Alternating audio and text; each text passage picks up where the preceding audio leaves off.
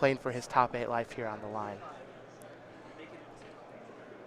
And Gerry has had some pretty impressive matches so far today.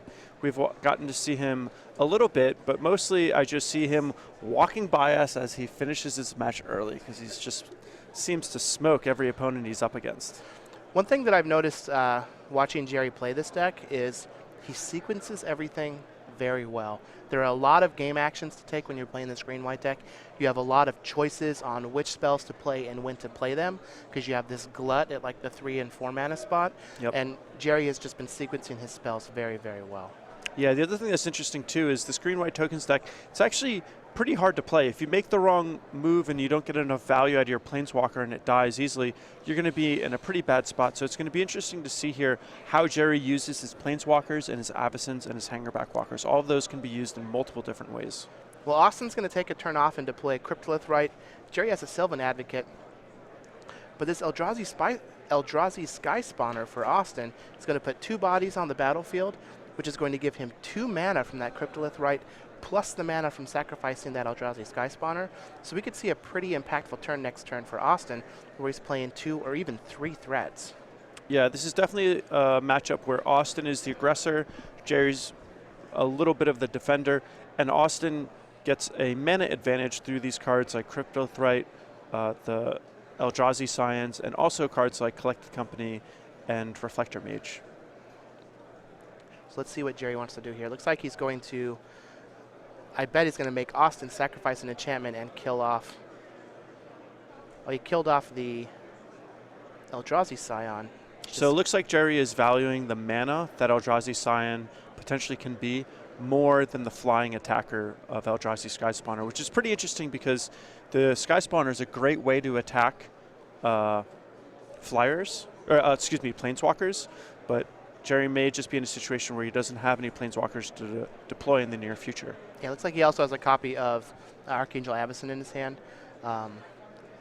Getting rid of that Cryptolith Right and the Scion is a pretty big game here because Austin had a Reality Smasher in his hand, and that is the card that Gerry cannot answer very cleanly. Yeah, that would have been huge. Here we just have a basic forest. Austin did pass on his turn with 4 mana available. I wonder what he could possibly be doing. Yeah, what could it be? Could be anything. Could be a boat. So we'll see what Austin gets off this Collected Company. He's really looking for a Reflector Mage and something else. A Duskwatch Recruiter would actually be a pretty nice card. But that looks like a Nissa. Nissa is great. He's only got 1 of, and that's a pretty fortunate hit. Yeah, so getting a Nissa and a Sylvan Advocate here, this is going to help get him closer to that 6-land threshold to turn on that Sylvan Advocate.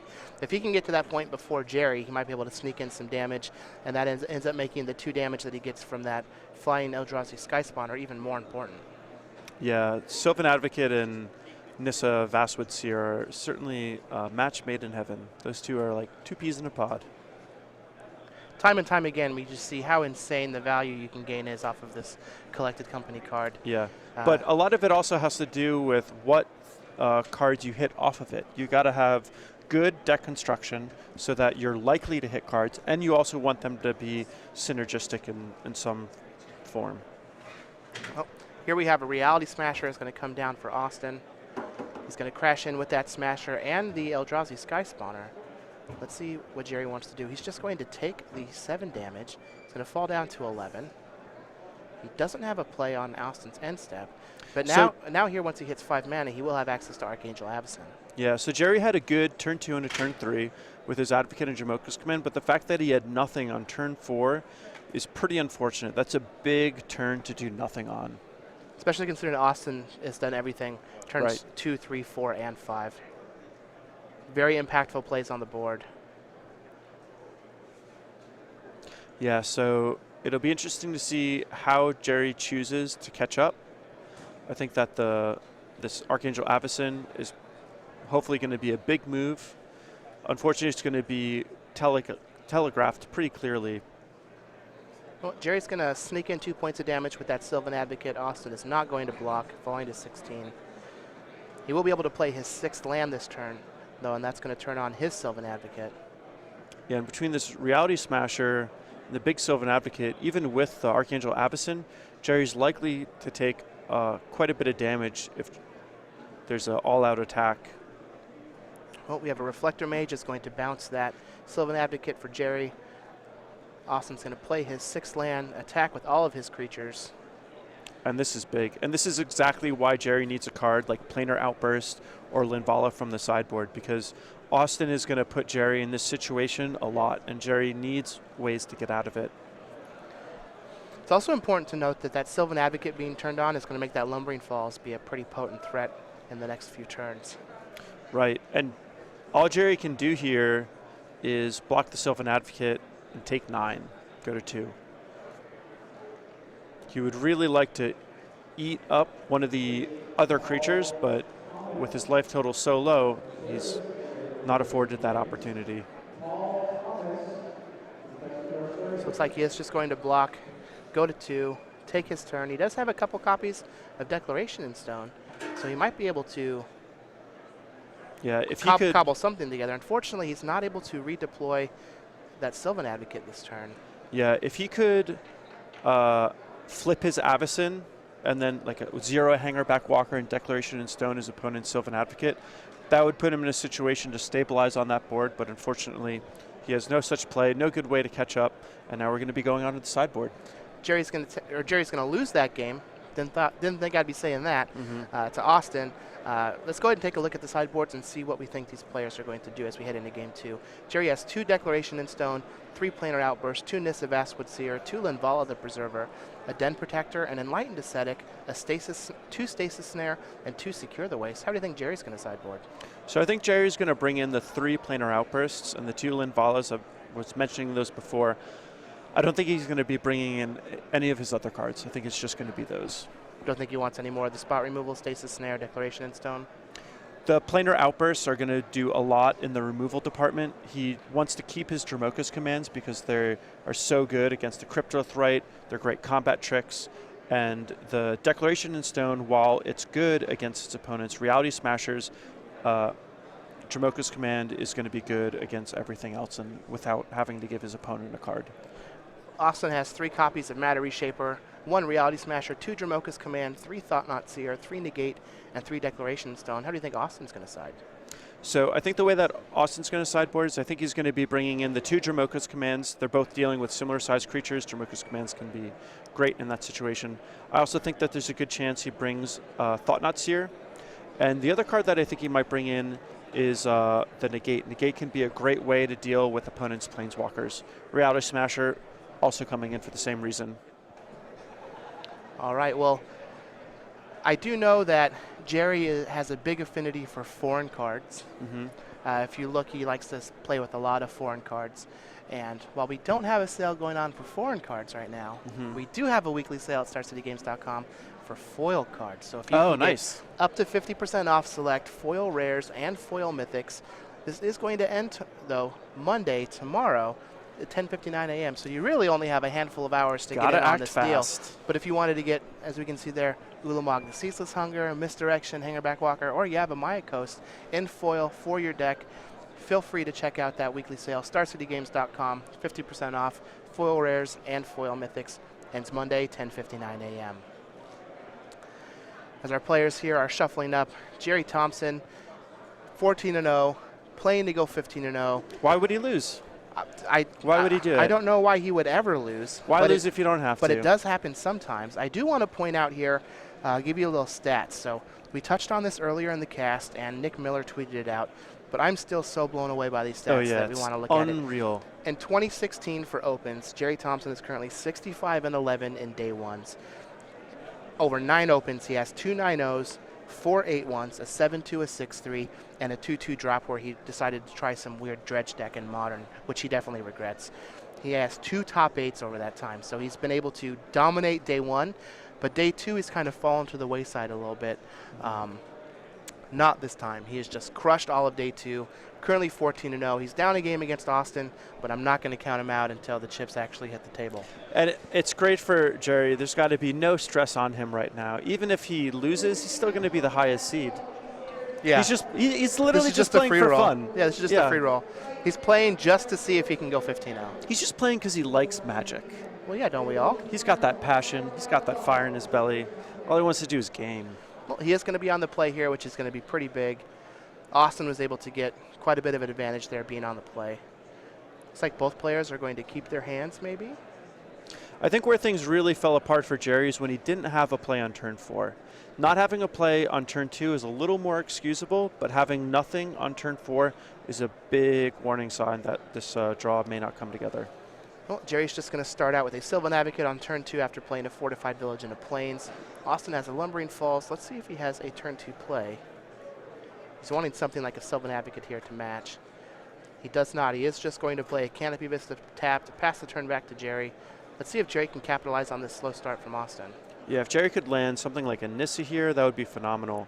An Evolutionary Leap is okay. I'm a little surprised to see it come in. I think that Gerry maybe just wants it to act as an extra way to flip his Avacyn. I think that's the main reason that it's in the post board. Well, Leap is going to hit the battlefield. He's going to attack Austin for 2 down to 18 with his Sylvan Advocate and pass the turn back. Let's see what route Austin decides he wants to take here. Looks like Gerry does have a copy of Planar Outburst in his hand. So this Evolutionary Leap does give him a way to try and get some value off any creatures that he has on the battlefield before he has to use the Outburst. Yeah, the Evolutionary Leap and Planar Outburst certainly have some nice synergy. My big concern with Outburst is that Austin is still able to use cards like Collected Company to get creatures on the battlefield before it happens. And as we see there in Austin's hand, he has 3 copies of Negate. It looks like he's brought some of them in, and that might be able to catch Gerry off guard if he's banking on resolving a Planar Outburst on a critical turn. Yeah, I've certainly had a lot of my Tragic Arrogances get negated, and it's always unfortunate, but you just need those big cards that can catch you up from behind, because this Bant Rights deck is always going to put you to the test. Well, Austin is going to play a Duskwatch Recruiter on his turn 3 and pass back to Gerry. He does have a 4th land. What we haven't seen here in either of these 2 games so far are any Planeswalkers. Yeah, pretty surprising. Well, Gerry's going to go ahead and cash in his Sylvan Advocate after attacking Austin down to 16. He finds another Sylvan Advocate and just adds it to the battlefield. And I think the thing that Gerry's really looking for is putting together some Avacyns and Hanger Backwalkers. His ability to wipe the board is one of the great things that he can do in the matchup. Well, Austin's just going to pass the turn. His Duskwatch Recruiter should transform here into a Kralin I can't even pronounce that word. It's Kralin Horde Howler. There we go. On Gerry's turn. That's better than me. I would just call it the flipped Duskwatch Recruiter. Looks like the players are kind of glossed over the transformation. Maybe we'll get that fixed. Gerry is going to get to attack here with his 2/3. Looks like they missed the transform trigger. Austin's going to fall down to 16. And that's actually very good for Gerry that the trigger was missed, as now he can get in some damage with that Advocate. Yeah. Collected Company, though, is... Ooh, and I saw at least 1 Reflector Mage. So we're going to get an Advocate and a Reflector Mage. Man, Reflector Mage is so good. Yeah, it's a great card. Reflector Mage is really the reason that you can make these 3-color decks with kind of shaky mana bases, because between Reflector Mage and Collected Company, you can always fall behind and then push tempo even far into the mid-game. Well, Gerry is going to sacrifice his Sylvan Advocate rather than let it go back to his hand to the Evolutionary Leap. He is going to find a copy of Den Protector. And Gerry's in kind of rough shape here. He doesn't even get to represent Avacyn because he only has 1 white... Or no, he does have 2 white sources of mana. So by sacking the Advocate, though, he's unable to represent Avacyn even. And Austin has free attacks. Austin's going to go ahead and crash in for 6 with his 3 creatures. Drop Gerry down to 14. He has a Duskwatch Recruiter, a Sylvan Advocate, and a Reflector Mage on the battlefield. And he's just going to pass back yet again with 4 mana available. Now we're going to have that Duskwatch Recruiter transform to Kralin Horde Howler. And now Gerry's probably going to be forced to cast this Planar Outburst. And if Austin has a negate for it, Gerry's going to be in an extremely bad situation. This is one of the things that's a little tricky about the matchup is you want to have enough going on the board so that your opponent is forced to tap out more frequently so that you're given an opportunity to try to land your sweeper when they're tapped out. But because one of Gerry's early plays was Evolutionary Leap, which doesn't affect the board. And then on top of that, Gerry's turn 5, he didn't deploy anything to the board.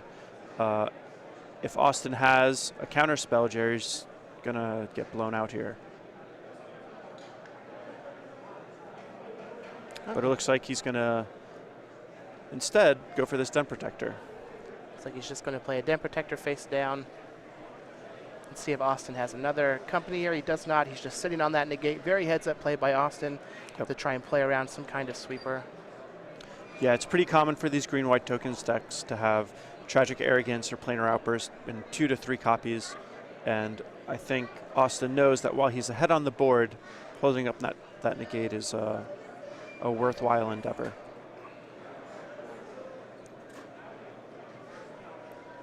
Looks like we're going to see a Reality Smasher here, discounted from the Howler. A lot of damage is going to come through. I imagine Gerry's going to chump, flip that Den Protector. So what's great about Austin going for the Reality Smasher here is he has another Reality Smasher in hand, I believe. And this is, attack is going to be sending Gerry down to 5, I believe. So if Austin can just hit a land drop, even if Gerry sweeps the board, Austin's going to be able to come crashing in with a second Reality Smasher to take the game. Well, if Gerry has an untapped land here, he can Planar Outburst and then play a 4/5 Sylvan Advocate, which will give him a little bit of insulation against another Reality Smasher if that happens to come along. And Gerry could have easily fired off that Planar Outburst on the previous turn. By waiting for his opponent to tap out, he's able to ensure that it's going to land. Now that he's solidified the board, he just kind of has to push this mana advantage that he has. Yeah. And if Austin had drawn a 5th land, that Reality Smasher wouldn't have killed Gerry, but it would have forced a chump block on that Sylvan Advocate, putting Austin in a very good position. Austin's going to use a Declaration in Stone to get rid of the Sylvan Advocate on Gerry's side, and then play a Duskwatch Recruiter of his own. Let's see what Gerry has here to try and fight back. So even though Gerry's life total is pretty low, I would still put him in a favorable position. Things are going to be pretty tight in terms of him turning this game around. He's got to be careful about his life total, and he's not going to have as many options because 5 is a precarious life total against a Reality Smasher for sure. So he has a face-down Den Protector. He has that Avacyn in his hand. Austin has drawn a 5th land to try and land that Reality Smasher here, but it's not really going to be able to do much with that Avacyn coming down, giving the team indestructible, and then being able to ambush the Reality Smasher. And if Austin had hit more of his land drops, we would be seeing a completely different game. But as it is, Austin is just unable to deploy all the cards from his hand, and Gerry's able to claw back into this game and potentially dominate and has the luxury to make things line up a little bit more favorably for him. Now this looks like it's going to be a Reflector Mage. And one of the unique things here about bouncing the Morph token is Morph tokens have no names. So that's a Den Protector. Will be revealed, but next turn Gerry could just either play a face-up Den Protector or just play it face down yet again. Yeah, and Gerry had the opportunity to activate his Den Protector to get a card back. By not doing so, it is abundantly clear that Gerry has an Avacyn that he would like to play. Well, the Avacyn was revealed from the Evolutionary Leap. Oh, of course, yep. So Austin did know that the Avacyn was coming. Yep. That's why he wasn't going to attack with that Duskwatch Recruiter as long as Gerry had the mana available. But now that we have this Avacyn, he might be able to do something like use the Hangerback Walker he just found to flip the Avacyn and kill off Austin's board. He definitely has a lot of potential here, and that Avacyn could just win the game in 5 short attacks. Yeah, this Avacyn is a big deal. Not only is it a great threat, but with that Evolutionary Leap in play, Austin has to worry about it getting flipped. Oh, he doesn't even have to play it for 0. He can just Evolutionary Leap. Get a card out of it. And this is going to be tough. Austin has that Declaration in Stone, but it is sorcery speed, so this Avacyn is going to get an opportunity to flip. Gerry's not only going to be able to cycle his Hangerback Walker for a card, but also that Thopter token for a card before it dies to the Avacyn, dealing 3 damage to everything. And he found another Avacyn off that Evolutionary Leap. So he could even keep his Thopter if he wanted.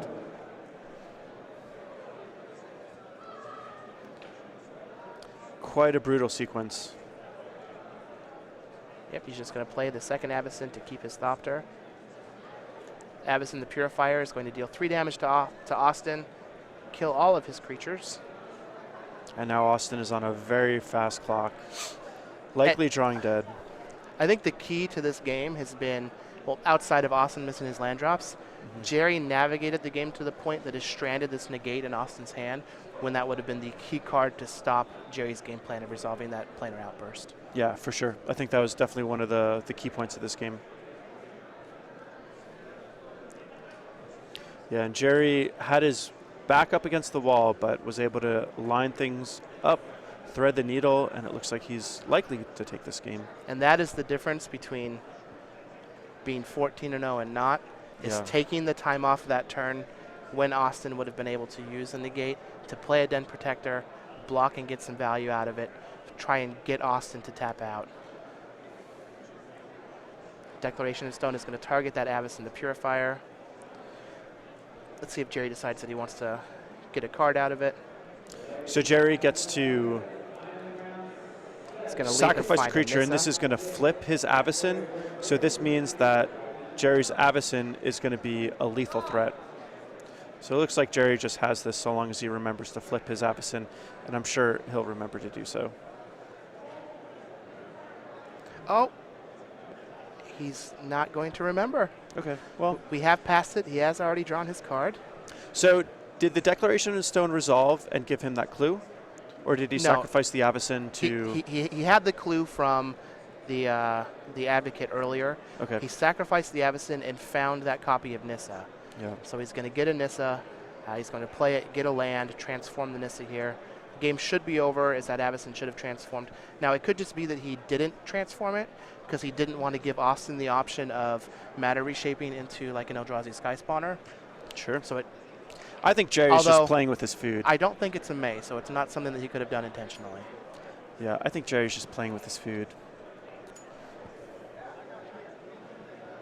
Archangel Avacyn is one of the premier cards of this format, basically because in so many situations it's just a great threat, but also it's a sweeper. It's one of these versatile cards, and so often when you have versatile cards, they're not actually that powerful. Like if you look at a card like Den Protector, it's pretty versatile, but for its mana cost, it's a little small.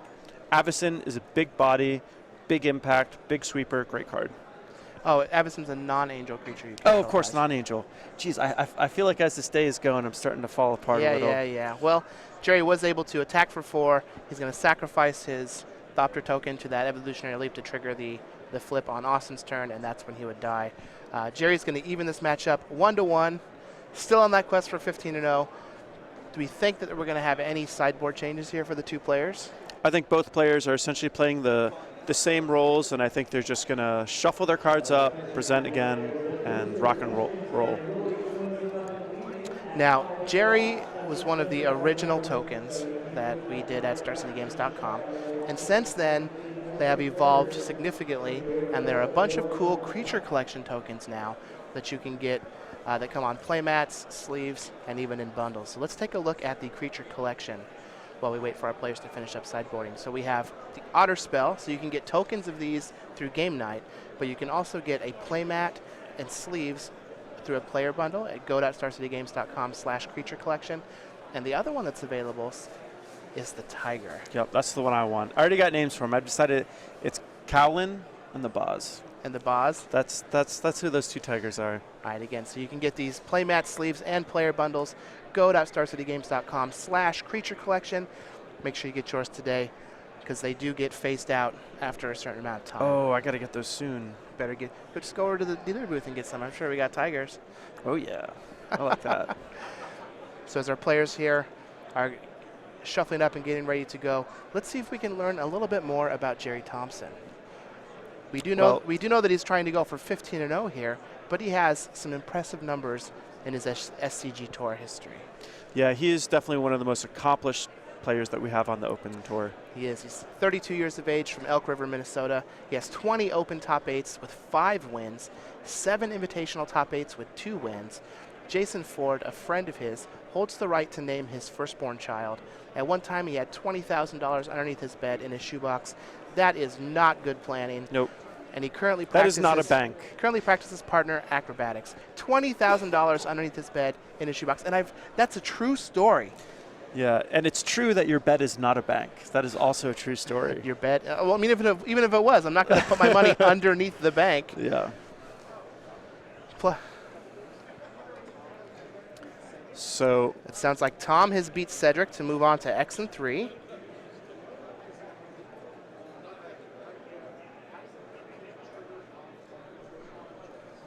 Yep.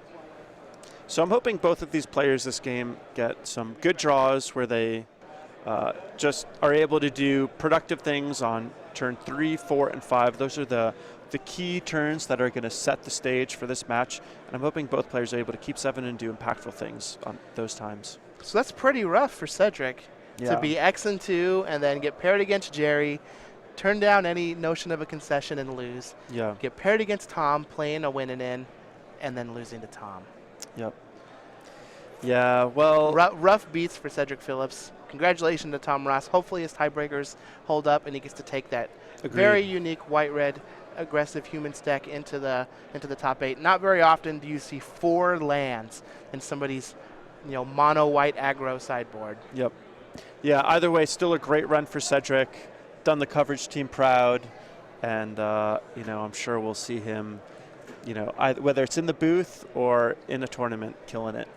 All right, well, it looks like we're going into Game 3 here. For those of you just joining us, Austin Matthews is on Bant Rights. Gerry Thompson is on green-white tokens, currently 14-0 and 4th on our Player of the Year leaderboard. He has already locked up his spot for the Players' Championship in Roanoke at the end of the year. Looks like he's mulliganed to 6. He's kept his hand, scried to the bottom. We are off to the races. Austin Matthews is going to start with a Canopy Vista, Gerry Thompson with a Fortified Village. Let's see if Austin has a 2-drop. And a mulligan to 6 on the draw is certainly something that does not bode well for Gerry. And with the Sylvan Advocate from Austin, we could see Gerry in a tough situation where he gets run over. So Austin has a Sylvan Advocate. Gerry's just going to use a quick Declaration in Stone to get rid of it. He just wants to try and stay alive to the point where he can use Planar Outburst to try and catch up on the board. Austin does have an Eldrazi Sky Spawner, adds 2 bodies to the battlefield, which could be real important. And Gerry looks like he might be missing his 3rd land drop. Yeah, firing off that Declaration of Stone was definitely a warning sign that there's something wrong with Gerry's hand. And in this particular case, it's because he doesn't have very many, or he doesn't have any other land drops. He needed a bunch of expensive spells. He knew that the most likely way he would lose this game is simply by not casting all of them. So you just got to fire him off on whatever while the opportunity presents itself. Well, Austin's going to attack with his Eldrazi Scion and the Eldrazi Sky Spawner. If he had another land here and a Reality Smasher, he could have just been smashing, but it looks like he's going to try and get in some damage. See if Gerry decides to block. He could block the Eldrazi Scion, get a Thopter. That Thopter could then block that Sky Spawner and just kind of give Gerry some life for a few turns. At this point, he just needs to draw into some land and get into a mid to late game where he can take advantage of his sweepers. Yeah, he's got a long way to go, though. I believe not only does he need to draw the lands, but he also needs to draw the sweepers. So at the top of his deck needs to give him quite a bit. Oh, I guess he does actually have a Planar Outburst in hand. Well, Matter Reshaper is going to come down for Austin. Gerry finds his 3rd land, gets a copy of Nissa Vastwood Seer. This is going to find him a 4th land. This is exactly what he needed to get going. Yeah, and this is perfect from here. Not only does he have his 4th land, but he also has at least 2 white and at least 2 green mana. So he's going to be able to cast everything in his deck. And all he needs is 1 more land drop, and he can cast that Planar Outburst. Looks like he has a Gideon in his hand even. So this is starting to shape up to be very good for Gerry Thompson. And the sequence of Gideon into Planar Outburst is a phenomenal line of play. You get to wipe the board, but keep your Planeswalker on the board. It's quite good. And this is also something that we highlighted in Cedric Phillips' match, because he would pair Gideon with Languish, which is a similar play. Austin doesn't have a 5th land here. He's just going to cash in his Clue. It looks like he might use a Declaration in Stone to take care of that Nissa. He's going to hit the Thopter. It's going to deny Gerry a token. He's going to attack in. He's got a Sky Spawner and a Matter Reshaper. That Matter Reshaper is going to find a Collected Company on its Dodge trigger. He does have a 5th land. It's a Lumbering Falls. He's going to pass the turn. Gerry picked up another copy of Nissa, but he's just going to play a Gideon and make a 2-2. This looks like it could be a pretty potent board if he's able to use this Planar Outburst to catch up in the next couple of turns. Yeah, and because Gerry knows that Austin has Collected Company, we may see him sequence it a little differently than he may otherwise do so. Try and walk Austin into using that Collected Company prematurely and then catching up with the planar outburst. The one thing that's unfortunate for Gerry is if Austin has a negate, he's got enough mana where he can continually deploy threats to the board and hold negate mana open if he so chooses. After playing his 6th land, looks like Austin is contemplating using a Reflector Mage to get rid of that Knight ally token. Or not. Just going to attack Gideon down to 2.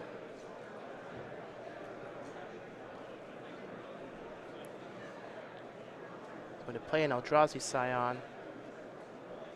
And just past the turn, he has another Scion and a Reflector Mage in hand, but he does not want to overextend into a potential planar outburst. And what's great about this is if Gerry does cast planar outburst, Austin can sacrifice that Scion, float a mana, and then after the planar outburst resolves, cast Collected Company. So I think this is actually a great play from Austin. He had a lot of options that turn, and I think he made the best one.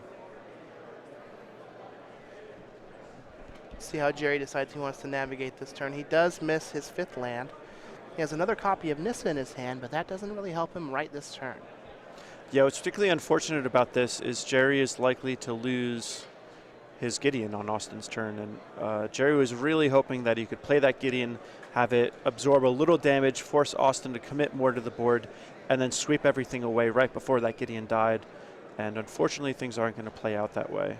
Well, he's going to tack in for 7, get Austin down to 12, play that Nissa Vastwood Seer, find a forest. This is going to turn on the Dromoka's command that's currently in his hand. And if Austin happens to attack poorly or slip up with the way he sequences this next turn, Gerry might be able to protect that Gideon with the Dromoka's command and keep it alive for an extra turn.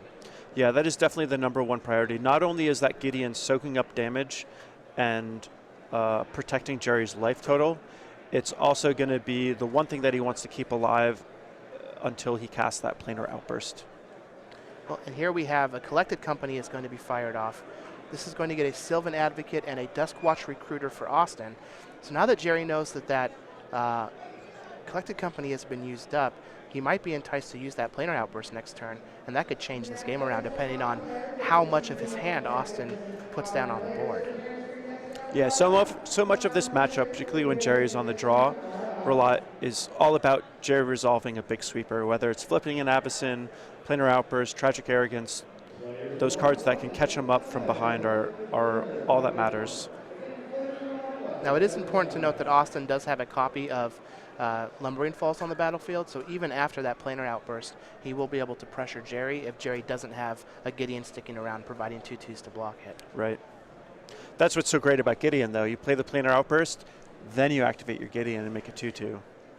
So good.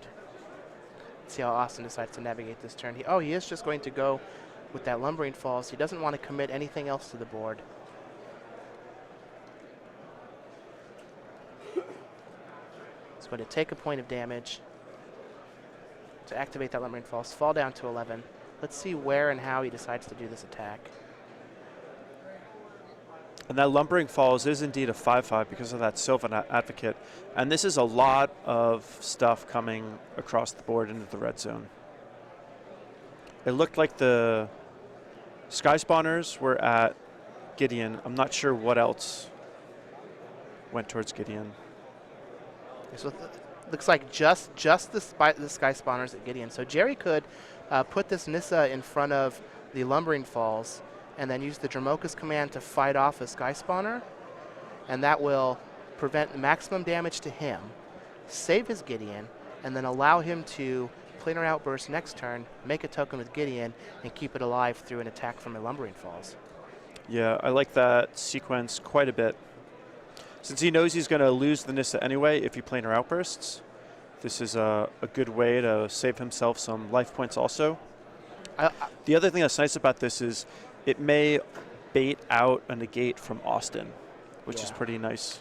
I wonder, I almost feel like Austin could have thought about the potential of this happening, and maybe you can just send that Duskwatch Recruiter at Gideon to make sure it dies. I think like the way Austin loses this game is Gerry saving Gideon and untapping into a planar outburst, and you might be able to afford playing around that, since that 2 points of damage might not actually matter on Gerry. I do agree. So that's what we're going to see happen. Gerry is going to take a marginal amount of damage, fall down to 10. Not yet. Don't flip that Recruiter yet. Yep, there was a spell that was cast on his turn. Jamoka's command. Gerry's likely to attack with this knight just to see if Austin's going to block or not. Or he might just play the planar outburst in case there's a negate. Yeah, I'm curious to see what Gerry does here. I assume that he's going to be going for that planar outburst. That 2 mana open is a little scary, but Gerry may say, well, if he had negate, he probably would have used it on the Jamoka's command. But Gerry doesn't seem to have that many other options. He's got another Gideon and a Sylvan Advocate in hand. And you can play the Sylvan Advocate and make it a 4/5, which is quite good.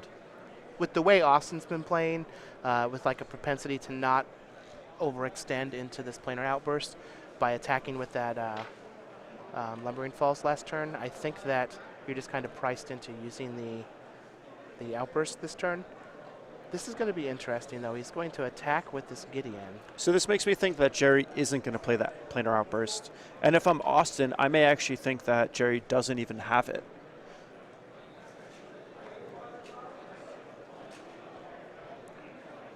He could just attack with this Gideon, and his plan is to just like play Gideon, make another knight, and then play a Sylvan Advocate. He could do that. I think it might be more likely that he just plays Sylvan Advocate and says go. Austin's going to take 5 and go down to 6. Now he's going to planar outburst, so he's going to let his Gideon die to the... Oh, it's indestructible. Well, the Lumbering Falls will be able to kill it. Yeah. So the good thing about that, though, is if Austin is spending his mana to activate the Lumbering Falls to kill Gideon, that means he's not deploying as much to the board. Wow, and Austin just drew the negate. Yeah. 1 turn too late. Perfect wow. turn. But I mean, it could just be that's why he made this line, is he wanted Austin to take a turn off. That way now on this turn he can reload with a Sylvan Advocate and a Gideon.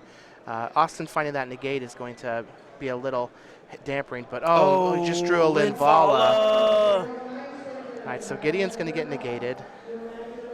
He's going to be able to play a Sylvan Advocate. Here Austin's going to reload with the 2 creatures that are in his hand, and then Linvala's going to come down and get some value. Well, I don't think if Austin only plays 2 creatures, then when Gerry plays the Linvala... One of them is a Sylvan Sky Spawner. Oh, also perfect. one is a Sky Spawner, and one of them is also a Reflector Mage, which is going to bounce that Sylvan Advocate. So this is going to be great for Gerry. He doesn't even need the life either. And this 5/5 is basically unbeatable in this matchup. Once that 5/5 hits the board, Austin has no good way to deal with it. The fact that it's flying means it's really hard for him to block also.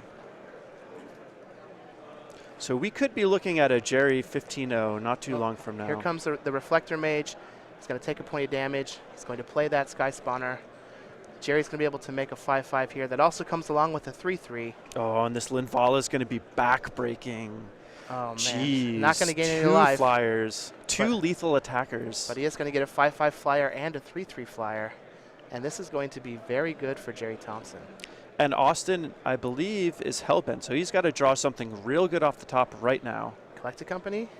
I didn't get a good look at it. We'll wait and find out. Yeah. Man, this game has been awesome. Yeah, this has been a good one. Just back and forth. Gerry has just been navigating these turns perfectly. Yep. Seeing all the plays that we miss. Wow, and Austin just says, you know what, there's nothing I can do. Wow. That is it. Gerry has 2 lethal attackers. Gerry Thompson, after just getting ran over game 1, comes back, takes this match, 15-0, undefeated. Wow. Yeah, unbelievable. I'm so happy that I could have shared this special moment in Star City history with you.